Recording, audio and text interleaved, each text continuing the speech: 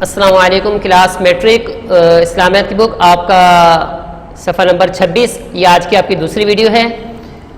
گفتگو چل رہی تھی کفار اور مسلمان دونوں کے دونوں جنگ میدان میں جنگ بدر کے موقع پر کس نقشے کے ساتھ موجود تھے، اس پر گفتگو چل رہی تھی. دیکھیے گا آیت: اعوذ باللہ من الشیطان الرجیم، بسم اللہ الرحمن الرحیم. لیہلک من ہلک عن بینۃ ویحیی من حی عن بینہ. یعنی بدر میں اسلام کی کھلی حقانیت اور کفر و شرک کے باطل و مردود ہونے کو اس لیے کھول دیا گیا کہ آئندہ جو ہلاکت میں پڑے وہ دیکھ بھال کر پڑے، اور جو زندہ رہے وہ بھی دیکھ بھال کر زندہ رہے، اندھیرے اور مغالطے میں کوئی کام نہ ہو.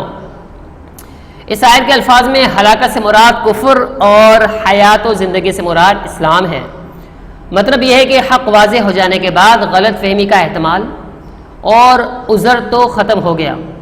اب جو کفر اختیار کرتا ہے وہ دیکھتی آنکھوں ہلاکت کی طرف جا رہا ہے، اور جو اسلام اختیار کرتا ہے وہ دیکھ بھال کر دائمی زندگی اختیار کر رہا ہے.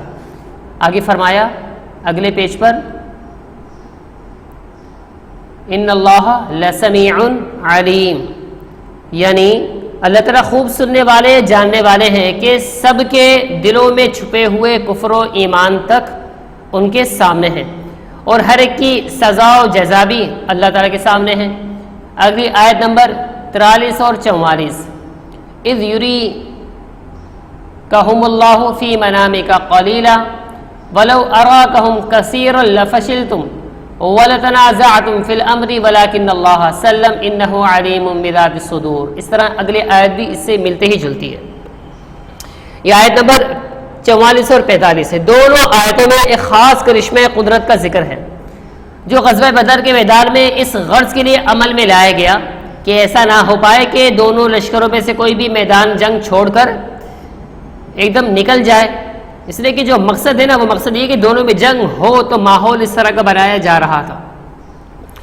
اور وہ کرشمہ قدرت یہ تھا کہ لشکر کفار اگرچہ واقع میں حقیقت میں مسلمانوں سے 3 گنا زیادہ تھا، مگر اللہ تعالیٰ نے محض اپنی قدرت کاملہ سے مسلمانوں کو ان کی تعداد بہت کم کر کے دکھلائی تاکہ مسلمانوں میں کمزوری اور اختلاف پیدا نہ ہو. اور یہ واقعہ 2 مرتبہ پیش آیا. ایک مرتبہ حضرت صلی اللہ تعالیٰ علیہ وسلم کو خواب میں دکھلایا گیا. آپ نے سب مسلمانوں کو اس کی خبر دی، جس سے ان کی ہمت بڑھ گئی. دوسری مرتبہ عین میدان جنگ میں جبکہ دونوں فریق آمنے سامنے کھڑے تھے، مسلمانوں کو ان کی تعداد کم دکھلائی گئی. یہ جو آیت نمبر 43 ہے نا، اس میں اللہ کے رسول کے خواب کا ذکر ہے. اور یہ آیت نمبر جو 44 ہے، اس میں جب کافر اور مسلمان آمنے سامنے تھے، حضرت عبداللہ بن مسعود رضی اللہ تعالیٰ عنہ فرماتے ہیں کہ ہماری نظروں میں ہمارا مقابل یعنی لشکر کفار ایسا نظر آ رہا تھا کہ میں نے اپنے قریب کے ایک آدمی سے کہا، یہ لوگ 90 آدمیوں کی تعداد میں ہوں گے. اس نے کہا نہیں 90 نہیں 100 ہوں گے. دیکھیں کیا لکھا ہوا ہے، وَيُقَلِّلُكُمْ فِي أَعْيُنِهِمْ، یعنی اللہ تعالیٰ نے مسلمانوں کو بھی مقابل لشکر کی نظر میں کم کر کے دکھلایا. اس کے یہ بھی معنی ہو سکتے ہیں کہ مسلمانوں کی تعداد تو تھی ہی کم، اور یہ بھی ہو سکتی ہے کہ جتنی تعداد مسلمانوں کی تھی 313 اس سے بھی کم کر کے دکھلایا ہے. جس کی بعض روایت میں آتا ہے کہ ابو جہل نے مسلمانوں کے لشکر کو دیکھ کر کہا اپنے ساتھیوں سے کہ ان کی تعداد اتنی ہے کہ بس ایک اونٹ ان کے لیے کٹے. مطلب زیادہ معلوم نہیں ہوتی کہ جن کی خوراک ایک اونٹ ہو.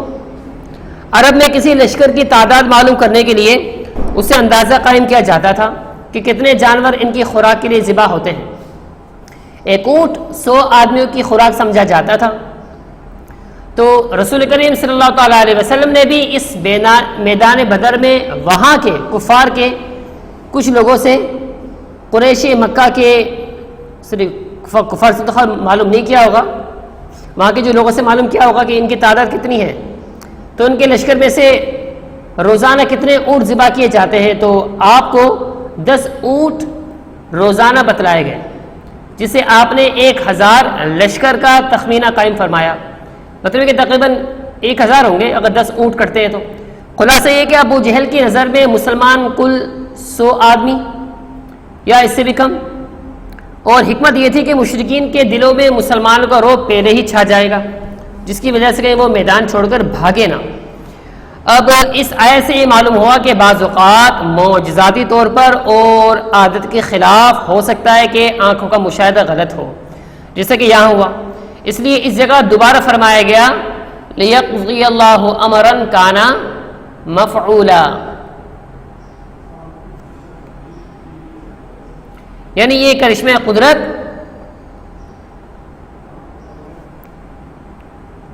اور آنکھوں کے مشاہدات پر تصرف اس لیے ظاہر کیا گیا کہ جو کام اللہ تعالیٰ کرنا چاہتا ہے وہ پورا ہو جائے، یعنی مسلمانوں کی قلت و بے سامانی کے باوجود فتح ان کو دے، اور جو کفر ہے اس کا جو غرور ہے اس کو مٹی میں ملا دے۔ آخر آیت میں فرمایا وَإِلَى اللَّهِ تُرْجَعُ الْأُمُورُ، یعنی آخر کا سب کام اللہ تعالیٰ ہی کی طرف لوٹتے ہیں، جو چاہے کرے جو چاہے حکم دے، کم کر کے دکھائے زیادہ کر کے دکھائے نہ دکھائے، سب اللہ تعالیٰ کے ہاتھ میں، سب اللہ تعالیٰ کے کنٹرول میں ہے۔